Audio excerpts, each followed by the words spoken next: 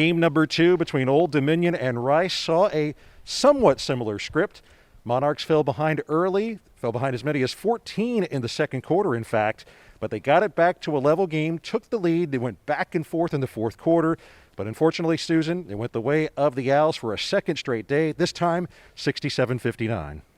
You're right about that, and I think Old Dominion, I think one thing that they can learn from this is, especially against a team like Rice, you do not want to have to play from behind. You got to claw from behind. You want to jump out in front, and the way you do that is to come out with that same mentality in the first half as they showed in this game. They played with a sense of urgency in the second half. Just got to have it from the jump ball. Maggie Robinson with double-figure sooring now in her last 3 games. 19 points, a new career high with 8 rebounds. Talk about her play in the last week or so. I think she's played tremendous. She's done so many good things, been able to score for the team. She's also played really good defense.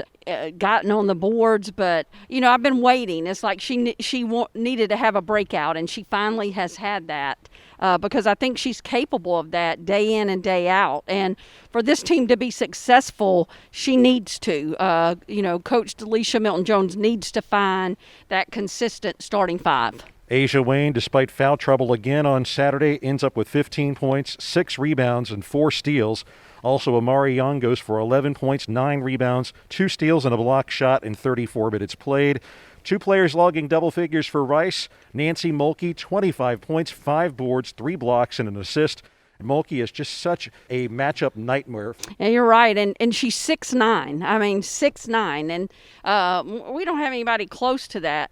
However, she's also very skilled. She's got a nice face-up shot. She can score around the basket, and she's a great passer. And that offense that they run, when she passes from the high post, she finds the open players. And so, I mean, when you have somebody like that with her height that can do all of those things, that's what makes Rice so good. On a positive, Old Dominion only turned the ball over 16 times for the weekend, but the rebounding also a double-digit margin both games, but both in favor of the Owls. Right. So where they're maybe turning the basketball over, they're getting it back. They're getting it back on the boards. They're getting it back with their bench production.